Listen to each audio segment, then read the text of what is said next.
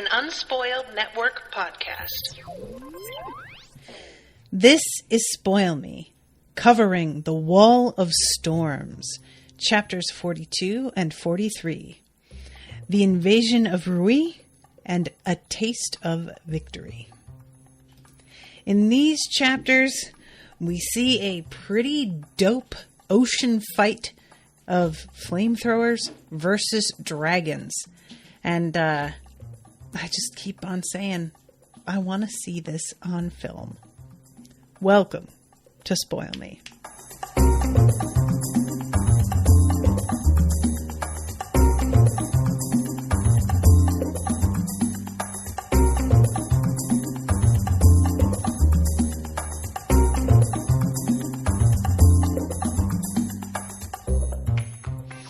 Welcome to the show, everybody. I am Natasha. Thank you very much to Kyle for commissioning this episode. Kyle's in the chat. Hi, Kyle. Thank you for your flexibility and for coming to an evening recording. I am so annoyed that more people don't read these books, you guys. Oh my God, why are these not more famous? All right, let's begin at the beginning. The Invasion of Rui. I just need to vent for a second here. So the opening paragraph, to the consternation of many moralist ministers, the final imperial edict that authorized the secret battle plans drawn up by Moon Kakri, Than Karakono, and Prince Firo included a final sentence thanking the contributions of Empress Gia, Consort Rasana, Princess Thera, and Special Assistant Zomi Kidosu. While many in the College of Advocates began drafting petitions criticizing the emperor for permitting his household to participate so heavily in affairs of state, several of the women advocates, including the new Firoa admitted during the last grand examination, celebrated by gathering at the three-legged jug, the place where Zomi Kidosu had first made her name, where they shared drinks and discussed ways to make their own work also more visible. So here's the thing. And I was thinking about this the second that I heard that sentence. I was listening to the audiobook for the beginning of this one. And I thought about it. Ooh, Kyle says, Ken Liu, I hope I'm saying his name right. Ken Liu said that book 3 should come out in January. It's such a long way away. Okay. Forgive me, guys, if you can hear that. Owen's vacuuming. This is part of the peril of doing an evening recording instead of during the day. So when I read this, the first thing I thought of was a point of view. I hesitate to even call it that because it's just so fallacious and so ridiculous and misogynistic and self-centered. But I have seen frequent memes, Facebook posts, tweets, etc. from fucking dudes, almost always white dudes, who assert that white men have created everything of value in history and nobody is grateful. And that they are maligned when in fact they deserve so much credit for making the world a better place. And the last sentence of this section, making their own work also more visible, is so key. These dudes genuinely believe that the white men who got credit for certain things would never have just stolen their idea from people who were not white, who wouldn't have been listened to, whether they be black or Native American, any other race, or from women. Of course they stole all the time. Are you kidding? And this is one of those things that I thought of it. I was thinking about the memes and stuff that I had seen after I read this sentence. And then I went onto some platform and was immediately confronted with somebody making a similar claim again. It was basically showing how a series of it was done as sort of a comic, and it was a series of panels of men doing all of these things and women just doing nothing, but then suddenly demanding equality when they hadn't done anything. And I'm like, y'all kept us out of every avenue, everything that was of value that we could contribute to. we were excluded from. Anyone not male and not white was excluded from. And yet, many still managed to do it despite that, because they had to, and they pushed, and they snuck because they had to. And y'all are just... It's just another example of the potential that could have been... We could have capitalized on more if we had just agreed to listen to and empower everybody in the same ways. But we will never learn. So anyway, I just had to vent for a second on that, because it just got to me that I read that and immediately like felt this, and then I went on some platform and immediately saw a perfect example of exactly what I'm talking about. It was too predictable. So then we go into what's going on with Pekyu Tenro. Pekyu has at least involved a daughter in this whole thing. And like these invaders, plenty of women are fighting with them. They are not as misogynistic in their culture, it appears, as Dara is. And he's talking to the Thanes, the chieftains, asking what the hell they think Pumayemu is doing. Because he has divided the Imperial fleet into small groups and begun to approach from 2 different directions in a big, wide arc rather than a concentrated attack formation. And he's just kind of like, what do you think they're doing? And everybody's over here giving their theories. Somebody's like, well, maybe they're trying to keep separated enough that if our dragons get tired out, they'll only lose some of their fleet, but not all of them, because we won't be able to hit everybody. Somebody says maybe they're trying to sneak in ships to land spies for sabotage. Maybe this is a blockade. And they were like, but since we're not dependent on trade, it won't bother us. And I'm like, why would they do a blockade if it's not going to bother you, you idiot? Come on, think with your brains. So they think about like maybe just waiting for them and then hitting them. But watching the coast for that long will start to get really tiring. And eventually, his daughter speaks up and says, to know the intent of the prey, we must study its spoors, which is a real gross way to say that, but fair. I love this. She was a tall woman about 20 years of age, tall, limber, and powerfully built, with a pale complexion matched by hair so blonde that it was practically white. Her name was Vaji Roatan, though most of the warriors called her Tanvanaki, which was short for Tanvanaki Garinafin, or Flash of the Garinafin, due to her skill as a sky rider and with the slingshot. Slingshot? That's new. Okay. And she is apparently Pekyu Tenryo's favorite daughter. So, yeah, that's fun. I just really enjoy her popping up on this. This book is real, like, powerful woman-centric. And it is continuing to be so. And it's very exciting for me. So, she says, I have observed the flags flown from those ships with the aid of barbarian airships.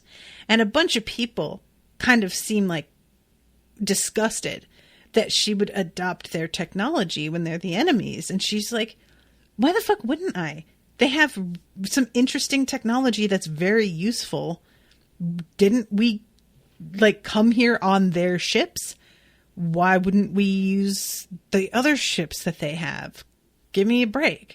And I just, I love how she just doesn't even really like engage the argument. She just makes her point and is like, shut up, and then continues.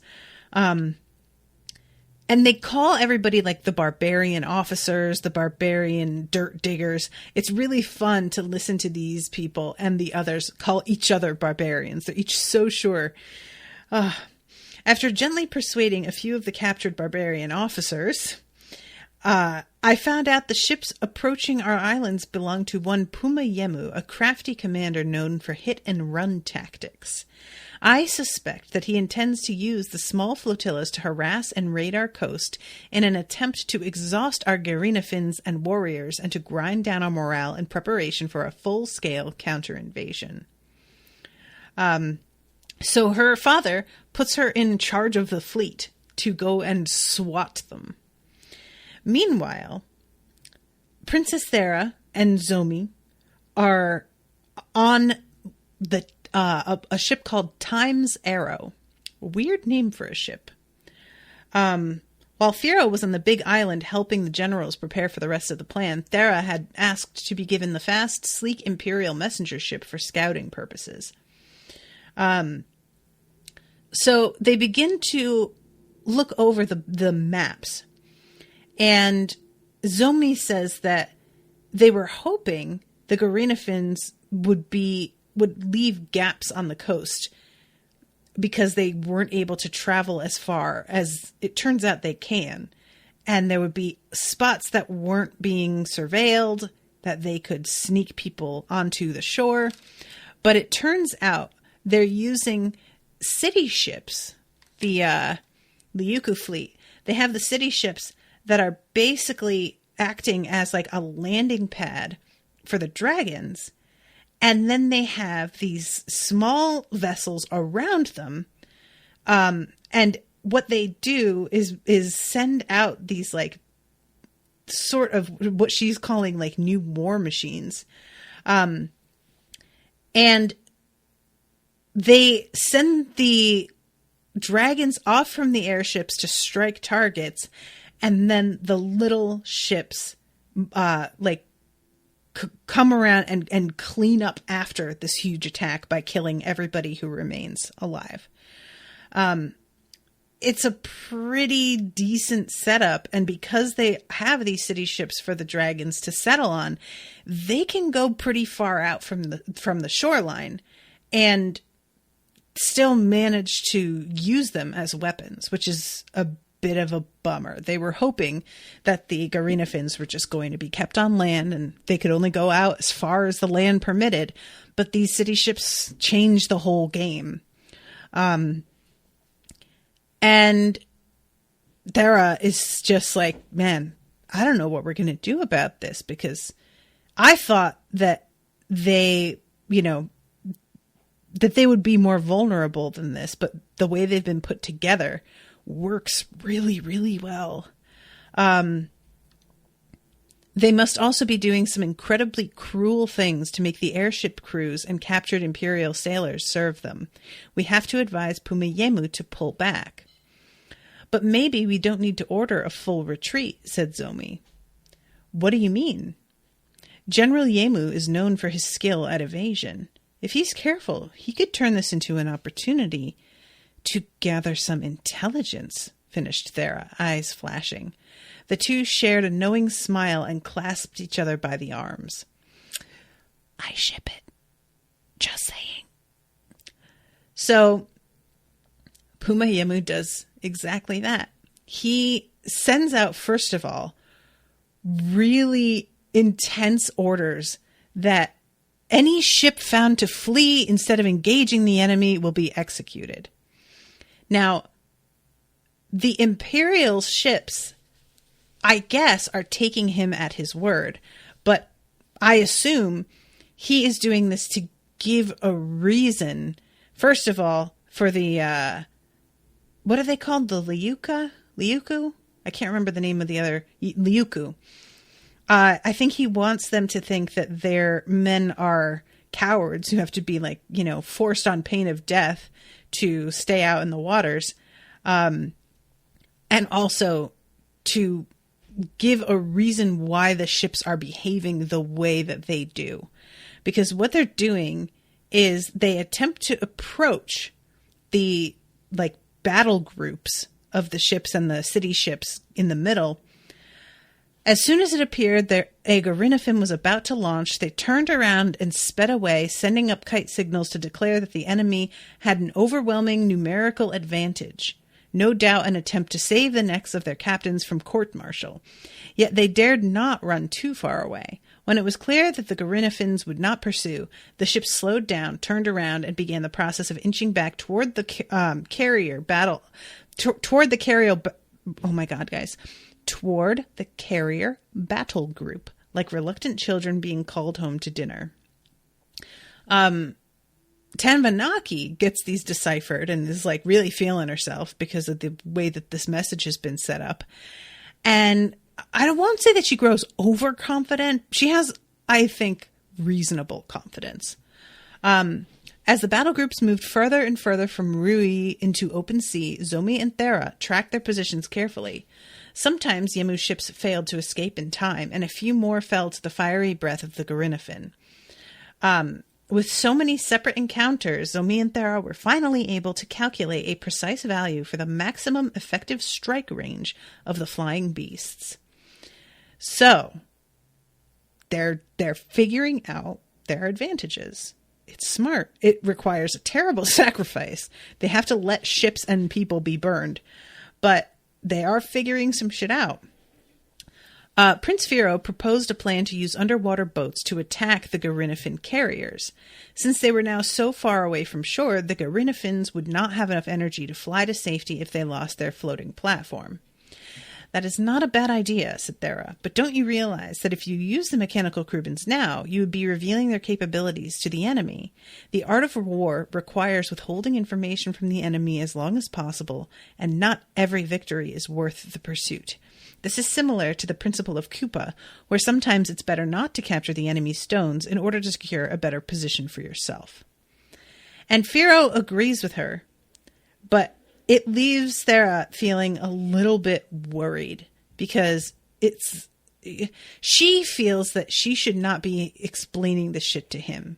He's older, and she wants him to have grown more and become more patient and thoughtful. And it does not appear that he has done that.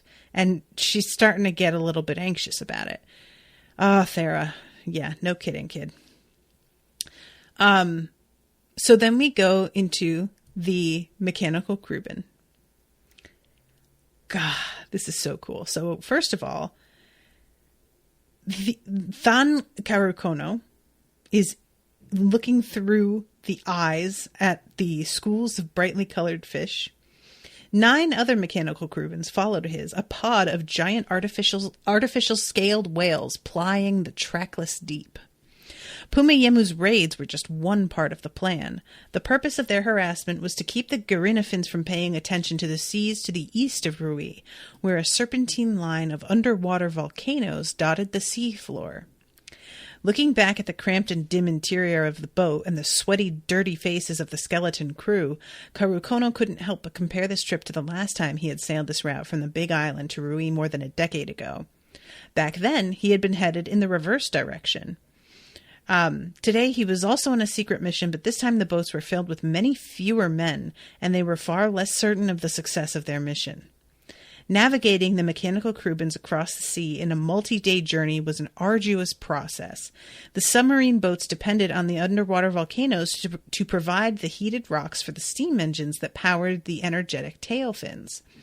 Even with detailed maps of the locations of the underwater volcanoes, the process was crude and full of danger. I can't tell you guys how much I want to know if this was a thing, if this is based on something historical. I have to imagine not, but it sounds so plausible that I feel like I believe it. Minor deviations in route could lead to missing the next volcano, and the boats were simply too massive for the few men aboard to make much headway as rowers. If they missed the volcanoes, they would have no choice but to surface and launch signal kites and wait for rescuers, which would likely also reveal their location to the enemy and doom them. And so, during the day, the mechanical Krubens relied on the murky illumination from the surface to identify underwater landmarks, canyons, and coral formations. At night, the crew had to rely on dead reckoning, and their hearts were at their throats as they gazed through the portals for the dim glow of distant volcanoes, like stars in the dark abyss. From time to time, they had to guide the boats close to the surface and poke up breathing tubes to refresh the air, made turbid and heavy by their breathing, before they became lightheaded and drowsy. That's so bonkers. And I know we've seen these before, and I know I've heard all this before, but it's still just so insane. Oh, what a nightmare. Like, that sounds like a genuine nightmare. That's like almost like being buried alive. Oh, I hate it. So we get a little look of what's going on with the peasants of Dara. It's real bad. They are, you know what? Kyle says, I think the first real military submarine was used in the Civil War. Interesting. Huh. Still earlier than I would have guessed, but I wonder what it was like. The peasants of Dara, after another long day of back-breaking labor under the watchful eyes of their own Dessa chiefs and Liuku guards, were finally allowed to rest. A few miles out to sea, just beyond the maximum effective range of the Garina fins calculated by Princess Thera and her assistant, the waves parted to reveal the horn of a breaching Kruben. The head and front of the scaled whale erupted straight out of the water, hung suspended in midair for a moment, and crashed back down. Behind it, 9 other Krubens followed suit. By the time the thunderous noise reached the coast, it was barely audible. A few of the patrolling guards on the decks of the city ships and in crow's nests turned to gaze into the sea, but the faint starlight made it impossible to see anything. The noise didn't particularly worry them. Breaching whales and Krubens weren't rare. Pumayemu's navy was still fleeing like terrified mice before the haughty cats played by the Garinafin-carrying city ships. I love this so much. So Thankaru Kono keeps an eye out, makes sure that nobody is coming at them, that nobody has noticed. And in the dark, the crews fought against the wind and the swells with short oars until they maneuvered the massive Krubens into a large circular formation with their heads pointed toward the center. Piece by piece, the crews brought up their secret cargo from deep within the holds to the jaw decks. Pontoons made of sheep and cow bladders attached to bamboo poles were dropped into the water surrounded by the Krubens and lashed together into a frame, and then thin planks were laid over the frame to form a large floating platform the size of a suspended walking park in airy Muning. The Kruben men gingerly stepped onto the platform, found it stable, and raised their arms in a gesture of victory. From the bellies of the Krubens, teams of sailors carried up what appeared to be tightly tied bundles of bamboo. After setting their heavy load down in the middle of the platform, the crew cut the ropes tying the bundles together and quickly jumped out of the way as the mass sprung and flexed like a sleeping cat uncoiling and stretching upon awakening. The bamboo stalks unfolded, extended, stood up, connected to each other. It was like watching the unfurling of a piece of fancy papercraft from Amu. Soon the bamboo frames of 10 small airships stood on the bobbing platform. This bitch, she is good. This is Zomi Kidosu's idea. And she remembered seeing folding hot air balloons when she was with Luanzia and was like, oh yeah, we can fold them up and put them so they don't see us coming. Oh, I love this. This is such a genius idea. She's so good. The ingenious mathematicians and scholars had worked nonstop to devise ways of compressing and folding the frames of the airships until they could be folded up and stored inside the cramped holds of the mechanical Krubens. Next, the crew retrieved bags of lift gas and attached them to the frames. These had been compressed as much as possible to reduce their volume, and they now resembled bamboo leaf-wrapped rice dumplings where the strings were tied too tight prior to cooking, and the bags bulged everywhere between their lashings.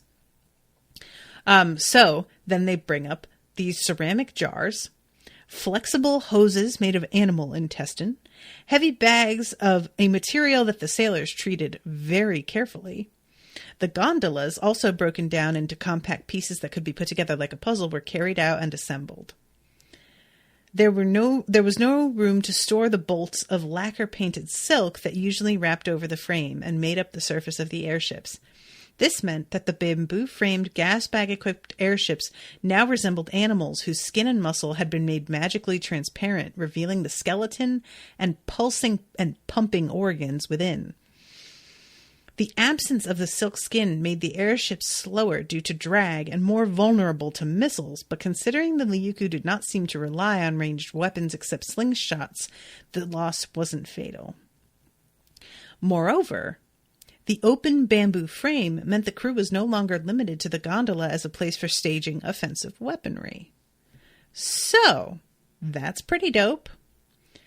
And lastly, everything has been painted black. The crews are specially trained and all dressed in black. Everything about these is made to be stealthy and invisible in the dark, and just, they're going to get a big surprise. I'm just saying. They call them the Firebirds, which I really enjoy. And this is when we meet Pon-ne. Pon-ne had been among the first women recruited by Gin Mizote into the Air Force. An able commander who had once faced down the legendary hegemon, Captain Ne had volunteered to lead this expedition. And I love this. If we don't come back, please bring this back to Pon. And she takes off this cloth sack, and Thon asks what it is. The last will and testament of every member of my squadron. And she says that she has lived one step away from death for as long as she can remember at this point. And Than asked, "Where do you live? I'll deliver yours personally." And Ne says, "I didn't leave one. I never learned to read or write, and talking to the letter writers about what happens after I die just doesn't feel right. Besides, there's no need. I've been an airman for more than 15 years, and every copper I've earned has either been pissed away, gambled away, or given away to lovers."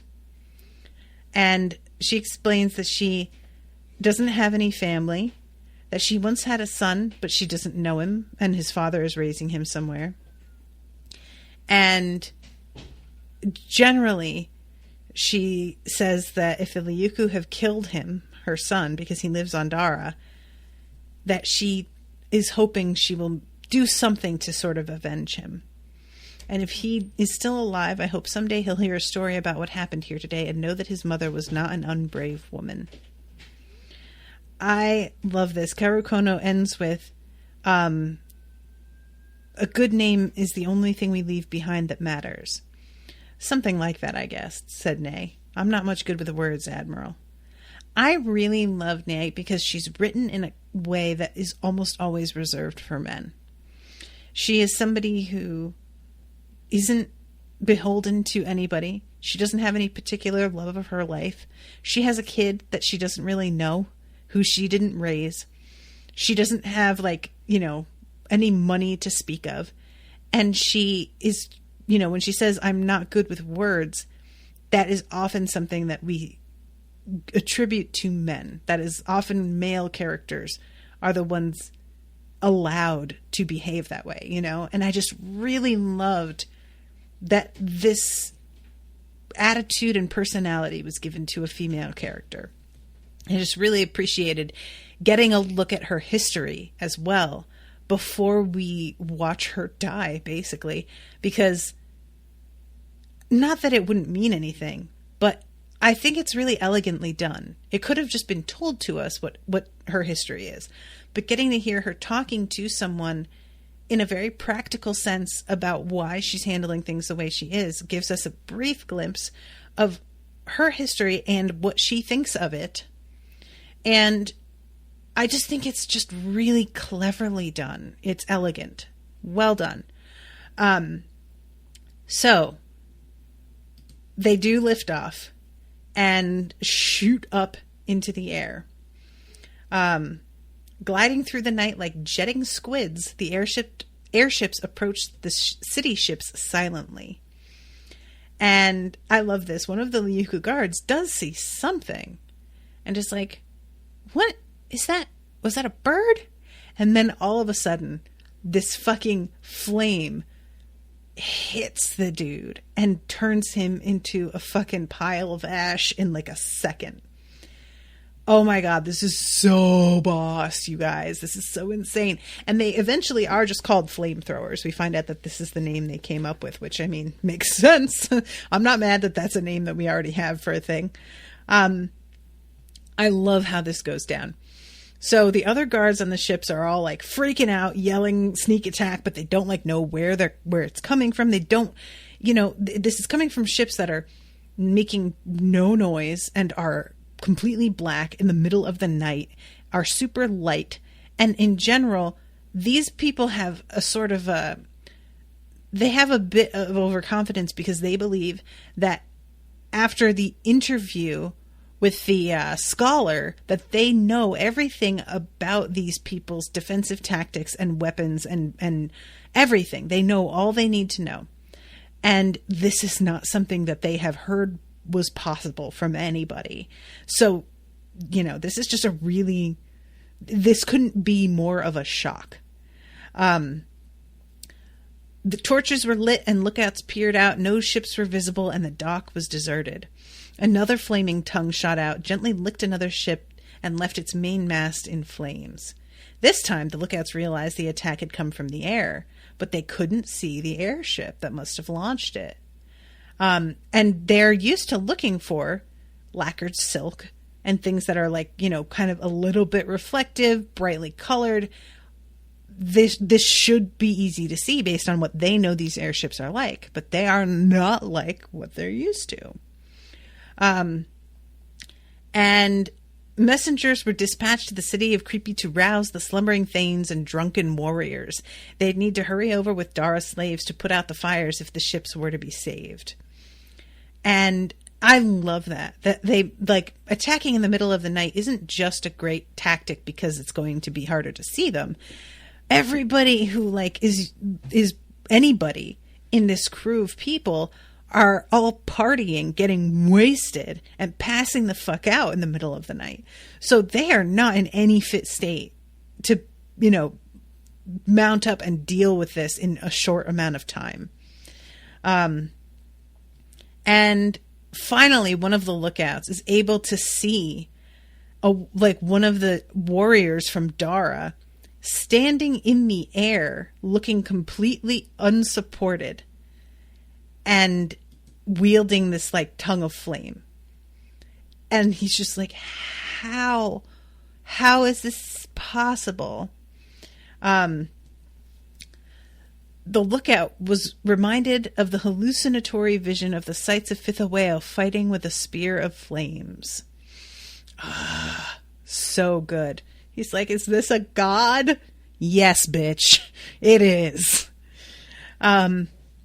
So finally, they managed to really spot the actual ships themselves, and they realize how it's painted and how skeletal it is, so that it really blends in. The feathered oars that propelled it were dyed black. So good.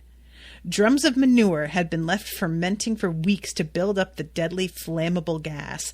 Dried manure had been ground into a powder mixed with solid pellets and packed in jars to serve as ammunition. For deployment, a hose was attached to each drum of gas under pressure and then connected to a thin, straight tube that could be wielded like a spear.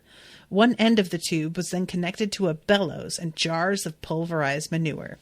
As soldiers pumped the bellows to drive the pellets and powder through the hollow tube, a valve was opened on the drum to release the pressurized gas, and the gas-powder mixture was lit by a ring of pilot fire near the free opening. All this resulted in a powerful, fiery jet that incinerated everything in its path. Yay! I love it so much. Oh, God. So they spot the one, and then they look around, and they realize that there's a few of them. And they're like, oh, fuck. A few archers shot arrows at the ghost ships. Most fell harmlessly wide, and the few that came close to the women were deflected by skillfully wielded wicker shields. The skyline lit up as torches came to life, and the Liuku warriors scrambled to respond. The deep rumbling of giant beating wings could be heard over the commotion on the docks. Ooh, here come the dragons. Bright beams from rotating mirrors near the torches focused on the wraith-like airships to prevent them from disappearing. Having lost the cover of stealth, the airships changed their tactics. The oarsmen set the oars aflame so that the Imperial airships now resembled fiery birds or glowing jellyfish whose natural element was the Empyrean Sea. The fire-limbed oars, like poisoned tentacles, set sails aflame as the airships brushed past them and pushed back the men on shore trying to put out the fires. Do you not wish that this was on fucking camera? I want to see it so bad. This sounds so dope. This is when the fucking dragons wake up. And there's like a screech from one of them. And Nay like stops and is like, all right, fuck. I knew they were coming. I'm still not excited about this. And the first one gets up into the air and then dives at her airship. The beast was so much larger than the airship that it was as if one of the Mingen falcons were diving at a grazing calf. And the Imperial airship, whose burning wings had stopped flapping, as though the crew had been frightened out of their wits, drifted helplessly like a hot air balloon. So it looks like this thing is just a sitting duck. And the dude who's riding the dragon really thinks that he's got this in the bag. He thinks that they are completely disabled. They are not able to get away. And he's just going to hit them and it's going to be no problem. And the Garinafin whipped its wings forward to hover in place as it reared back its neck, ready to incinerate the airship. Nay's airship jerked through the air as though an invisible hand was moving it out of the way. The bellows on the airship weren't just for powering the flamethrowers. Through a series of tubes, they also stored compressed air, taking a page from squids that darted through the oceans with jets of water. The engineers of the Imperial Academy had added air jets to the Phantom airships as a surprise escape mechanism. Just beautiful. Just so good. I love it so much. The rest of Nay's crew, one of them gets lit up and falls. The rest of Nay's crew scrambled to accomplish two goals. Some climbed over the frame to bring hoses connected to tanks of water to suppress the fire. Others turned their flame spears to aim at the Garinafin, which was momentarily stunned after its fire breath attack and defenseless. And they use all of these fucking flamethrowers at once. And the Garinafin is not interested. I really kind of, at first, when they were like, oh yeah, we're going to shoot fire at this dragon, I was like, I don't know, guys. Dragons are kind of like impervious to that, right? I just didn't really think it was going to make much of a difference. So normally the riders wear like leather outfits that are made from the Garinafin leather that's super tough. And this dude did not do that because he was in a rush. And they also didn't think that they needed to worry about that from airships. They didn't think that they could breathe fire.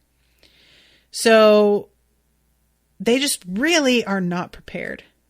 And they light this dude up like a fucking roast turkey. And he falls off the dragon, which the pilot had enough presence of mind to give new commands to his mount, and with strenuous beatings of the massive leathery wings, the Garinafin backed up and retreated with the wounded riders hanging on to the netting for dear life. I forget that they have them on underneath. Damn, that's pretty crazy. This is we wind up finding out a little bit later in more detail that the Garinafins understand complex commands. I mean, they have minds of intelligence she uses a euphemism and is like, practice mercy to her mount later. And the mount's like, oh, you mean to execute my brethren? Okay. Like, it knows what that means. That changes things for me in a way, knowing that they're that smart. That worries me, I will be honest. So let me go into chapter 43. A dozen more Garinafins approached the airships but kept their distance. The giant beasts and their riders alike were confused by these new contraptions shooting flames in every direction like burning hedgehogs. So good. Since the flamethrowers wielded by Nay's crews could shoot fire farther and with more sustainable force than the natural fire breath of the Garinafins, there was a decisive shift in the balance of power. Although Garinafin wings and skin were tough, the intense heat generated by the flamethrowers still felt unpleasant to them. As much as the pilots urged them on, the Garinafins hung back and warily circled at a safe distance from the airships, unsure what to do. Life comes at you fast, guys. Meanwhile, their ships below are burning and sailors are just having to like leap to safety or drown. And then here comes Tanvanaki, which I have to say, I really low-key ship Tanvanaki and Nay, because Nay can't help but be like, oh, this bitch is good. Even though Tanvanaki is her enemy, she's still impressed. And I'm like, I really wish the two of you could like meet and be buds. You know, that'd be great. So she's looking at the whole situation, and we get, first of all, the explanation of how the communication works, because you can't just bend down and whisper into a dragon's ear. You're riding at the base of their neck. Their head is all the fucking way up there. So the way they communicate is to either kick with spurs, or they use this trumpet that is made from ear bones of Garinafin, and it carries the vibration of their voice into the spine so that it can sort of hear them from the vibration, which is a really cool idea. I like this a lot. It's an interesting, there are so many movies and like Game of Thrones TV shows where people just yell commands to their dragons, but in the heat of battle and people screaming and things on fire and stuff getting destroyed, there's no reason to think it's going to hear you. So I really like that he presents this solution, but also that he presents this problem, which is not something that a lot of media that I have consumed even considers, you know? So Tanvanaki tells her that they need to try something new. And the winged beasts begin to circle, and Panay is like, all right, what are they doing? Like she can tell that they're gathering around, like sort of trying to herd them, as she puts it. And she is keeping track of the ones that are passing and what color they are. Let's see. I'm trying to find the spot where this is described. She surveyed the Garinafins, their distinct coloration, and she counts them. And then all of a sudden she realizes, that she thinks that there is 12.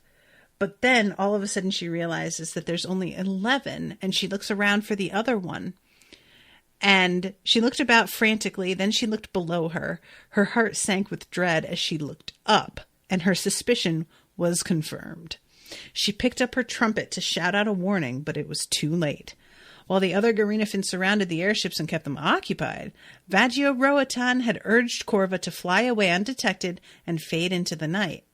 After achieving sufficient distance from the maelstrom, the Liuku princess had urged her mount to fly straight up, high above the cluster of airships and encircling Garinafins. This was a direction that she suspected Imperial airship captains rarely took notice of due to their ingrained habits. And we get a little bit of a history here about how there have been airship battles, but they've always been fought on the same plane. There has rarely been an attempt to attack from above, they have tried to sink one another by coming at each other evenly, or tried to mount one, like board from one to the other, which also needs for them to be met up evenly. Airmen never drilled firing their weapons upward because the airships with their hanging gondolas were designed to attack targets below them or at the same level, but not above them. So Tamanaki, she comes at them from above. Well, I'm thinking that the sole advantage to this is that they won't see her right away. I did not think this through. So she comes at them with fire from above, and there are some airmen who are hit with like slings or with slingshots as they come down, and they like get knocked out or fall. Corva's tongue of flames stopped just short of the ship's bamboo frames. Though the airmen cringed, terrified, the plume eventually fizzed out without setting any of the ships afire. And Ney thinks that this is a result of the airships being small enough that she misjudged the distance, and thinks that, okay, this will buy us some time because they don't just shoot fire without stopping. They need a little bit of a break. But Ney realizes that that wasn't her mistake. She has baited them. So she stops just out of range, and the airmen all open fire with flamethrowers upward. But the thing is, they can't just go upward interminably. They will begin, the flame will begin to fall. This is a reminder. We get told how these flamethrowers work, and there are pellets on fire, like they're being shot out through this canister in addition to gas. And the arc of the flame begins to turn back around, and they light themselves on fire. It's fucked up. It's fucked up. The missiles were bound by gravity. The closely packed airships had been tricked into firing upon each other. This sucks. And they begin to, like, as they realize that they have, like, the water hoses on board to deal with, fires that might break out, but it's not going to be enough. Like, they are really fucked here. And so airmen are trying to get themselves out of, like, the harnesses and stuff and get off in time, and they'll probably just, like, die once they hit the water. But Ney stared at the hovering figure of the giant pure white Gerinifin and the tiny figure of the pilot on its neck, and her heart was filled with admiration. This woman is a worthy foe, she thought. Though the Ryukyu princess had never encountered the flame-throwing ghost airships before, she had devised a plan to defeat them within minutes. And Ney thinks to herself, all right, what are we going to do here? Am I going to just be forgotten? I can't let this happen. So she gets a trumpet and calls out to everyone. And basically she's like, all right, everybody, y'all knew we were going to die. We all knew we weren't coming back from this. And either we get remembered as fucking badasses who did some lunatic mission and all died in a blaze of glory and succeeded, or we get remembered as idiots who went on a lunatic mission and then began to retreat like cowards once it went wrong, even though it's going kind of how the way, like, we expected it to go a little bit, to be honest. And then says, follow my example. Ney retied her safety harness around the manure gas drum of a flamethrower, a massive ceramic jar that was taller than her and many times wider. She nodded to her bellows operators. It's time. Do it. The bellows operator nodded back, and they say that they will go down with the ship. And one of the bellows operators unsheathed her short sword and cut the cords tying the drum to the frame of the airship. A set of bamboo poles had been bent and held in place beneath the drum. Modeled on the design of the catapult that had launched the Kakimo to safety, the straightening bamboo poles now launched the drum out of the burning hulk of the airship. At the top of its flight, just as it was about to begin its fall, a pair of kite wings snapped out of the sides and turned the fall into a glide. Tied to the drum, Ney manipulated the ropes attached to the wings to aim her flight at one of the Garinafins. The riders didn't see. The Garinafin did, but the contraption is so small that it doesn't really see it as a threat. It was only after the flying drum had landed on the back of the Garinafin in the midst of the riders attached to the webbing that shouts of surprise and alarm arose. A few unstrapped themselves and climbed up the webbing, ready to finish off this impudent escapee.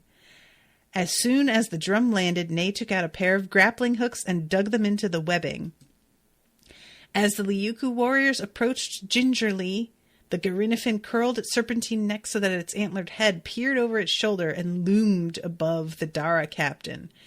She ripped off the hose and stabbed the straight fire spear with its burning pilot light at the end into the drum.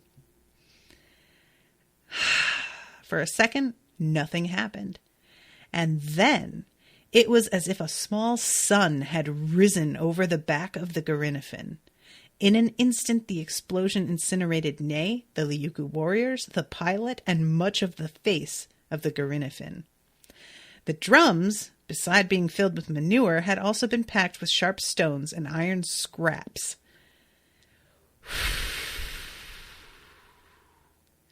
Brutal. Brutal. So genius. I mean, talk about a blaze of glory in the most literal sense. God damn. So, this kills the riders and the pilots. Some of the Garinafins begin to be injured if it hits like soft tissue, like their eyes and whatnot. And the one that has been injured is going nuts, just slashing out with talons and burning like flame. And they are, it says, was only when 5 Garinafins coordinated that they were able to bash in the skull of the out-of-control beast. Those sky-shadowing wings flapped once more, stopped, and the body plunged hundreds of feet into the burning hulk of a city ship below, throwing spars and fiery wreckage everywhere like a volcanic explosion. So, Ney is the first, but they all begin to do it. And some of the Garinafins like catch them, not understanding, like, no, avoid these fucking things. So their heads just explode. Others were caught by their claws and their lower bodies disappeared in spheres of heat and light. The pain-crazed beast, deprived of their guidance of their pilots, lashed out and swerved through the air unpredictably, attacking anything and everything that stood in their way. I really have to admit to feeling bad for these creatures because, like, they're just doing what they're being told to do. They're trained, they're raised by these people. It's just awful to watch them be targeted like this. And it's understandable. They are a massive advantage. You gotta target them. You gotta. But I hate it for them. It's such a shame, you know? And in the end, after most of the Garinafins had died, 3 surviving beasts wrestled for a long time in the air. And this is when Tanbanaki tells Korva to practice mercy. And at first, she sees that her father has sounded the retreat. And she's like, I mean, why would he do that? The airships are gone. Even if we've lost the Garinafins from this side, we've still won. But then she looks over at the walls of the city and realizes that the army has landed on shore while they have been wildly distracted, understandably. And she just realizes that they have been kind of played. It is really amazing. It's so good. I love it so much. I am so close to out of time, and I'm not done. But yeah, exercise mercy, and then let's go. And she snaps their necks, and lets them fall into the sea. The first rays of dawn peered over the horizon and lit up the scene of quiet horror. Well said. So Than Karukono's landing at Krippy shocked all the Liuku Thanes. And we find out that Pekyu was so convinced that he knew everything about their tactics that he assumes people have been holding out on him, and begins to like torture and kill tons of the soldiers, because he believes that they have been, you know, subjected to torture in order to tell him everything he needs to know. And he believes they've just not done that. And so they just begin to get executed left and right. And it just never occurs to him that something new has been created for this. He figures they're working with what they got, and that's it. And this is when he begins the march. The Garinafin carrying city ships and their escorts, which were engaging Puma Yemu's troops far out at sea, now became the only effective navy left to Liuku. And he marched with his army and left behind empty villages and warehouses. Children as young as 8 and elders as old as 88 were made to march for miles every day, and any who lingered behind were executed on the spot with a forceful blow to the skull. Young babies were ripped out of their mother's arms and tossed to the side of the road, and the parents whipped to march on, despite their piteous cries. So we find out that many of the guards who are doing this were former soldiers of Rui and Dasu. But they know now that even if Dasu winds up winning, that they are going to be seen as collaborators, and they just better fucking hope that the Liuku side wins, because at least they'll have they'll have their lives, which is just such a bummer. And we get a little peek again at Raolu and Lady Lon, who basically lie to the people and get them to move by telling them that there's going to be a meal ahead, yada, yada, yada. And I just keep hoping that these two that this is a strategic thing and they aren't actually this terrible. But I don't know. I don't know how you do this thing and fake it, you know? The damage you're doing is real. I don't know what you tell yourself.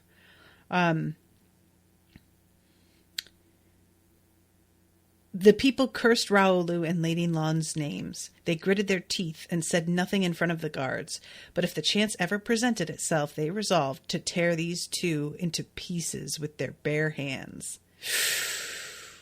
We'll see how that goes. I just really I want people to not be terrible. That's really what it comes down to. But they might just be terrible. That just might be what it is.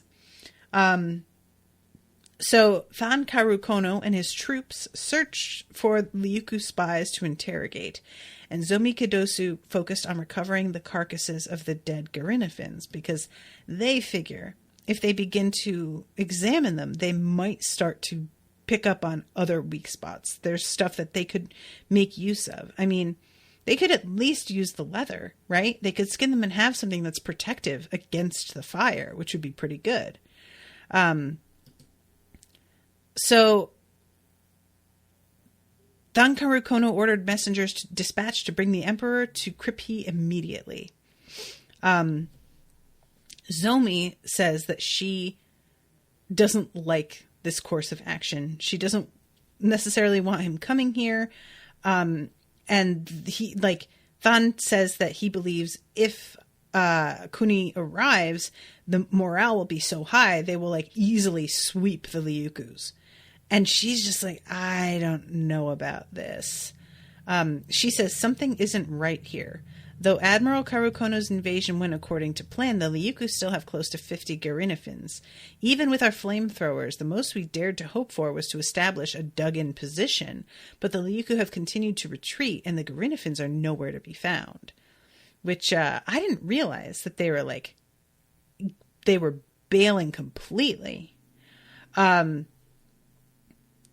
So she says, I'm beginning to doubt the Ryukyu trust Raolu enough to tell him anything, because we keep hearing about stuff that he has fed. And they get interrupted at this point by a couple of prisoners who insisted on seeing them. Karukono thinks that they're from Ryukyu, but they're like, no, we thought so. But they have insisted that they are from Dara, and we have started to realize because of their clothing that they are. Worst surprise ever.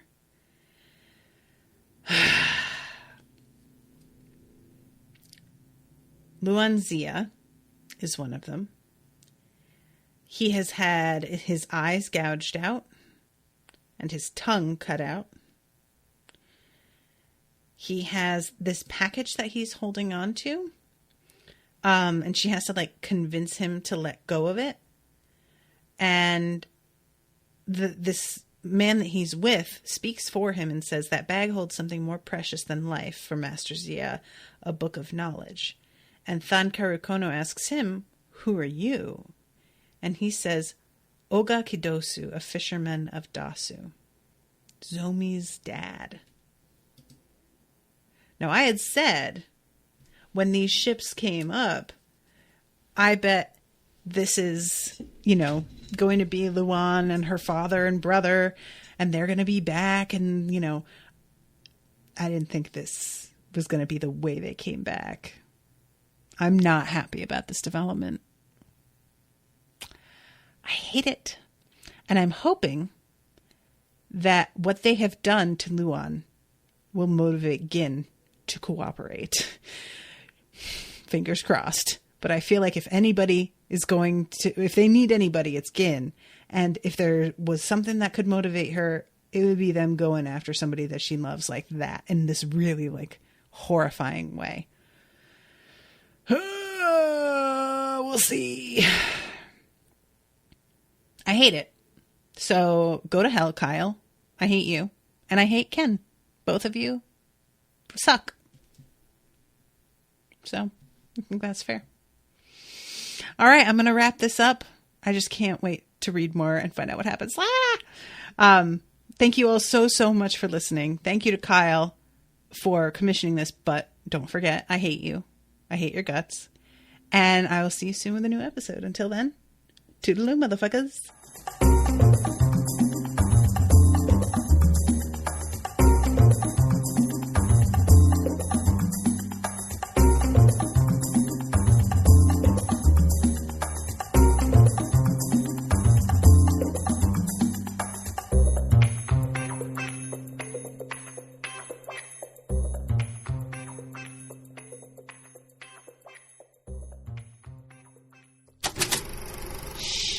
That was an Unspoiled Network podcast.